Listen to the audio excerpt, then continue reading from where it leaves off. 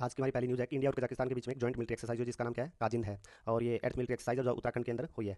इसके अलावा दूसरे देशों के साथ भी हमारी मिलिट्री एक्सरसाइज होती है, जिस तरह चाइना के साथ हमारी होती है, हैंड इन हैंड होती है। ठीक है। और श्रीलंका के साथ मित्र शक्ति होती है, नेपाल के साथ सूर्य किरण होती है। ठीक है। और इसी तरह हम देखें ब्रिटेन के साथ तो हमारी अजय वरियर होती है, ऑस्ट्रेलिया के साथ हमारी ऑस्ट्रो हिंदबाग होती है, और रशिया के साथ इंदिरा होती है। तो ये मिलिट्री एक्सरसाइज हमें कुछ याद रखनी चाहिए। नेपाल जिस तरह हमारे नेपाल के साथ सूर्य किरण होती है, तो मेन चीज़ है कि हमें ज़्यादा से ज़्यादा ये मिलिट्री एक्सरसाइज पता होना चाहिए। दूसरी हमारी न्यूज़ है कि अरुणाचल प्रदेश के अंदर हमने एक जो पीक है उसका नाम है वो 6 दलाई लामा के नाम पर रखा है इंडिया ने, और जिसका नाम क्या रखा है, सेंगयांग ग्यात्सो। और चाइना ने इसको क्लेम किया कि ये तो हमारे साउथ तिब्बत का पार्ट है और इंडिया इस तरह नहीं कर सकता। ठीक है। और हमें पता है कि हम चाइना के साथ एक लॉन्ग बॉर्डर डिस्प्यूट है हमारा, और ये लॉन्ग बॉर्डर कितनी है, 3488 किलोमीटर की है। और इसको जो नॉर्थ ईस्ट के अंदर है, हम नॉर्थ ईस्ट के अंदर उसको से लेकर मिडल इंडिया यहाँ तक हम इसको मैकमो लाइन बोलते हैं। और यहाँ पर नॉर्थ के अंदर जम्मू कश्मीर लद्दाख के पास है जो एरिया है, इसको हम एलएसी बोलते हैं। ठीक है। और इसके इसी की वजह से इंडिया और चाइना के जो रिश्ते हैं उसमें स्टैंडिंग है।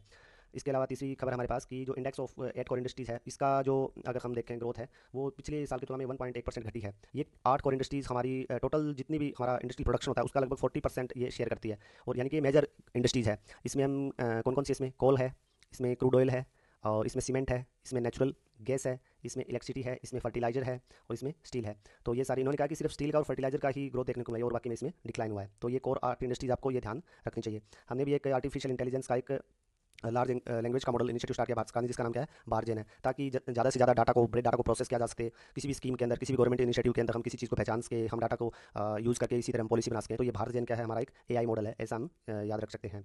और अगली हमारी न्यूज़ है कि जो हैदराबाद के अंदर हमारी एक बायोटेक्नोलॉजी इनोवेशन काउंसिल है, इन्होंने एक वेंटलेस प्रोटीन नाम की उसकी खोज की है। यानी कि प्रोटीन तो पहले पता था, लेकिन इसके कुछ गुणों को उन्होंने देखा है। ये सेल जो कोशिका होती है उसकी सेल मेम्ब्रेन में होता है, और ये प्रोटीन की सिंथेसिस को होता है, काफ़ी हद तक रेगुलेट करता है। किस प्रोटीन को कहाँ जाना है इसके बारे में ये रेगुलेट करता है। तो ये कुछ रोगों के अंदर, जिस तरह कैंसर है, इनके इलाज के अंदर काफ़ी मददगार हो सकता है। तो आपको याद रखना कि अभी भी फिलहाल किस प्रोटीन के फंक्शन के बारे में बात चली है, वेंटलेस प्रोटीन के बारे में।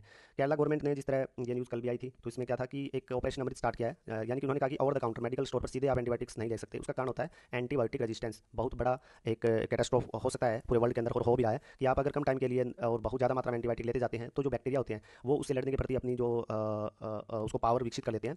यानी कि वो अपनी सेल मेम्ब्रेन को, अपने प्रोटीन सिंथेसिस को, अपने न्यूक्लियस को इस तरह कवर कर लेते हैं कि वो फिर एंटीबायोटिक उस पर काम नहीं करती। इसलिए डॉक्टर की प्रिस्क्रिप्शन पर ही एंटीबायोटिक का यूज़ करना चाहिए, और ये केरला ने स्टार्ट किया है ऑपरेशन अमृत। इसी तरह जमाइका के जो प्राइम मिनिस्टर है, उन्होंने इंडिया में विजिट किया, और ये पहली बायलेटरल विजिट है किसी जमाइकन प्रेसिडेंट प्राइम मिनिस्टर की। और ये कहाँ पर, ये कैरिबियन, जिस तरह ये नॉर्थ अमेरिका है, ये सेंट्रल अमेरिका, और ये फिर नीचे में साउथ अमेरिका। तो यहाँ पर ये कैरिबियन आइलैंड्स है, और जिस तरह वेस्ट इंडीज़ की टीम यहीं से आती है, और यहीं पर जमाइका है। पहले ये स्पेन के दिन था तो जब इसको सेंटिलियागो बोलते थे, फिर ब्रिटेन इसको जब अपनी कॉलोनी बना लिया, इसको जमाइका बोलने लगे। ठीक है।